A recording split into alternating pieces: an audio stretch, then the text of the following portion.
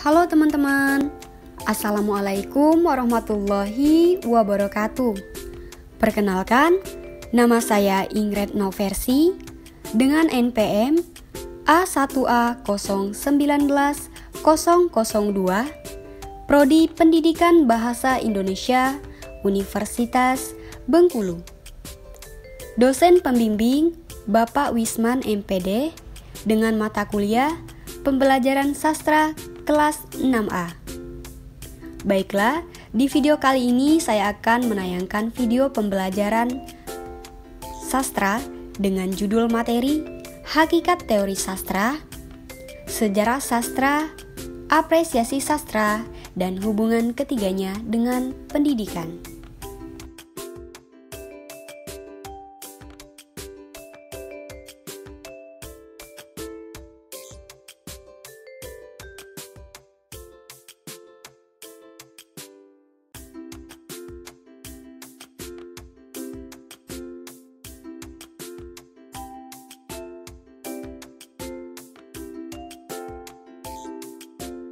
Nah, di sini kita akan belajar mengenai mata kuliah pembelajaran sastra. Sebelum membahas pokok materinya, terlebih dahulu kita harus paham apa itu pembelajaran sastra. Pembelajaran sastra merupakan proses interaksi antara siswa, mahasiswa dengan karya sastra secara langsung. Pembelajaran sastra bertujuan agar siswa mampu memahami, menikmati, dan memanfaatkan karya sastra guna untuk mengembangkan kepribadian, memperluas wawasan kehidupan, meningkatkan pengetahuan, dan kemampuan berbahasa. Sastra sebagai cabang dari seni yang merupakan unsur integral dari kebudayaan, usianya sudah cukup tua. Pada zaman modern ini, kedudukan sastra semakin sangat penting. Bukan saja sastra diapresiasi masyarakat untuk memperhalus budi dan memperkaya spiritual serta hiburan, melainkan juga telah masuk ke dalam kurikulum sekolah. Bahkan, perguruan tinggi khususnya di fakultas jurusan bahasa, sastra telah dipelajari dan dikembangkan. Nah, di sini kita akan mempelajari dan membahas mengenai 3 topik. Yang pertama, bagaimana ruang lingkup sastra. Yang kedua, pengertian teori sastra, sejarah sastra, dan apresiasi sastra. Dan yang terakhir, bagaimana hubungan antara teori sastra, sejarah sastra, apresiasi sastra dengan dunia pendidikan. Selanjutnya, di ruang lingkup ilmu sastra. Ilmu sastra sudah merupakan ilmu yang cukup tua usianya. Ilmu ini sudah berawal pada abad ketiga sebelum Masehi, yaitu pada saat Aristoteles menulis bukunya yang berjudul Potika, yang memuat tentang teori drama tragedi 384 sampai 322 sebelum Masehi. Ilmu sastra meliputi ilmu teori sastra, kritik sastra, dan sejarah sastra. Ketiga disiplin ilmu tersebut saling terkait dalam pengkajian karya sastra. Dalam perkembangan ilmu sastra, pernah timbul teori yang memisahkan antara ketiga disiplin ilmu ini. Khususnya, bagi sejarah sastra dikatakan bahwa pengkajian sejarah sastra bersifat objektif, sedangkan kritik sastra bersifat subjektif. Di samping itu, pengkajian sejarah sastra menggunakan pendekatan kesewaktuan. Sejarah sastra hanya dapat didekati dengan penilaian atau kriteria yang pada zaman itu. Bahkan, dikatakan tidak terdapat kesinambungan karya sastra suatu periode dengan periode berikutnya, karena dia mewakili masa tertentu. Walaupun teori ini mendapatkan kritikan yang cukup kuat dari teoretikus sejarah sastra, namun pendapatan ini sempat berkembang dari Jerman ke Inggris dan Amerika. Selanjutnya ke pembahasan inti ada 3 materi. Yang pertama, pengertian teori sastra, pengertian sejarah sastra, dan pengertian apresiasi sastra. Kata teori sastra berasal dari 2 kata, yaitu kata teori dan kata sastra. Apakah teori dan apakah sastra merupakan pertanyaan yang di dalam ilmu sastra menimbulkan fenomena yang tidak mudah dijawab dengan begitu saja.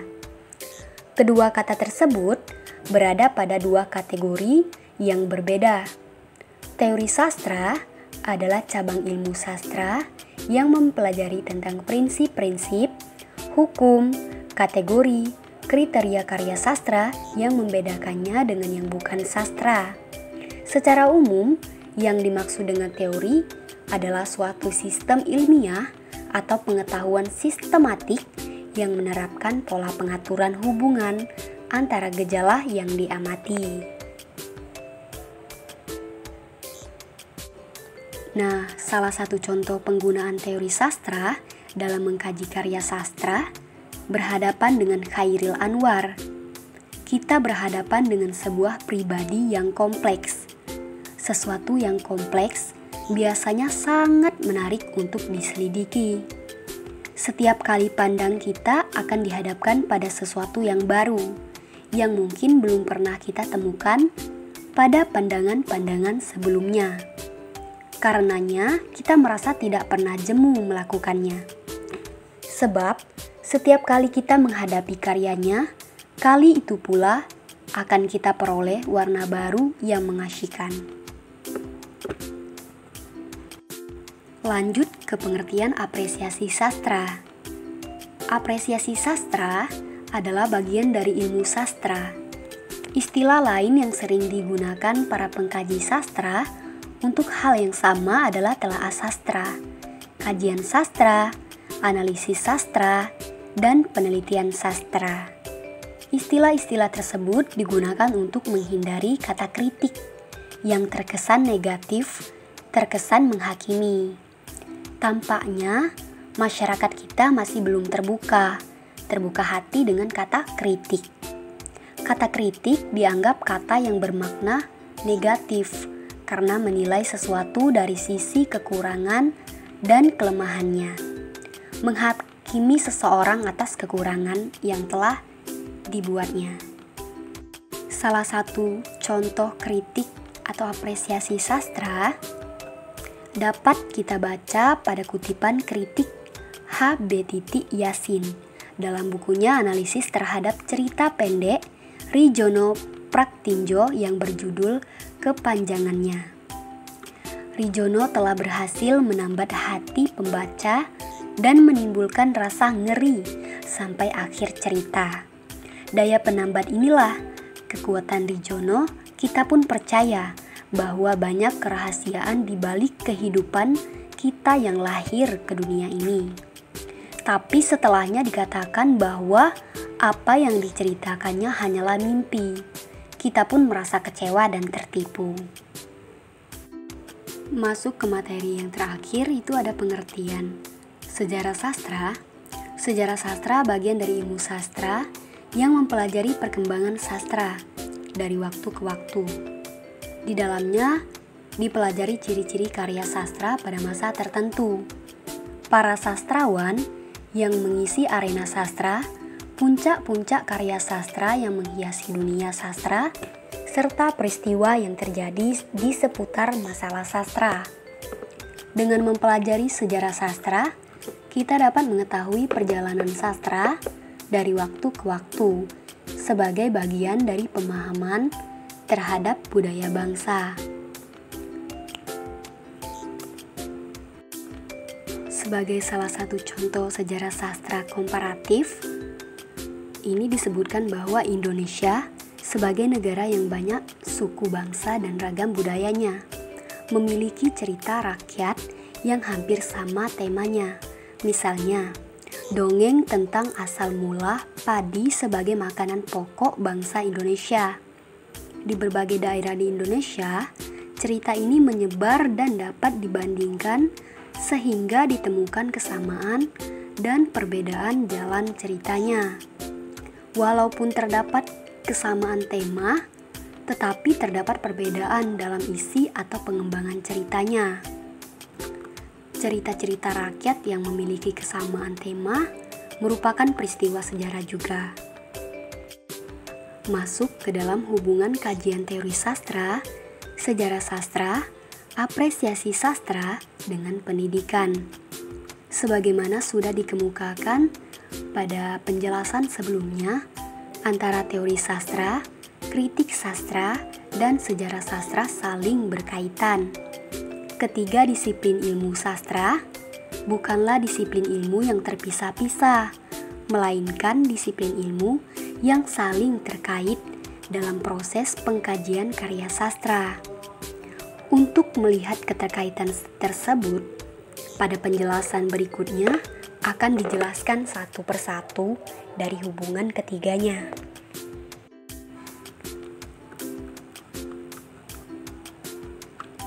Di dalam konsep sastra, ketiga aspek tersebut sangat erat kaitannya, khususnya dalam dunia pendidikan, yaitu pada matkul pembelajaran sastra. Diyakini bahwa sastra, puisi, cerpen, drama, novel, dan lainnya berhubungan erat dengan pendidikan. Hubungan erat itu bukan saja karena sastra berperan penting dalam pendidikan, melainkan juga karena keduanya sama-sama bermuara pada manusia. Karena itu, tidak diragukan lagi bahwa sastra berkaitan erat dengan pendidikan.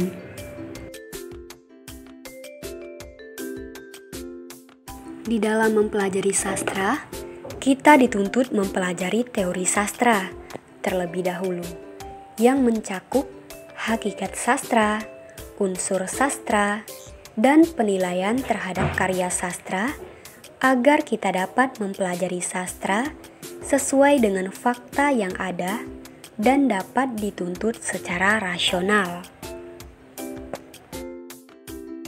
Berbicara tentang sastra dan pendidikan juga tidak dapat dilepaskan dari pembicaraan tentang fungsi sastra.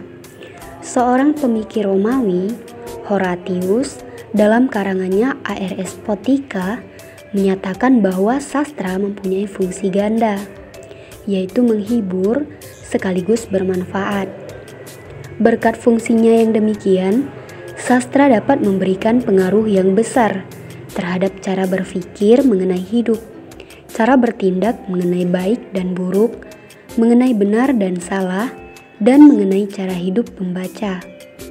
Selain itu, sastra juga dapat membuat pembaca lebih memahami hidup, lebih menghayati hidup, dan dapat mengarahkan tindakannya. Tampak bahwa fungsi pengajaran sastra selaras dengan tujuan umum pendidikan yang memang berupaya mengembangkan seluruh aspek, tidak kehidupan yang termasuk pandangan hidup, sikap hidup, dan keterampilan hidup. Hanya saja masalah yang muncul adalah dalam kerangka pendidikan secara tidak utuh.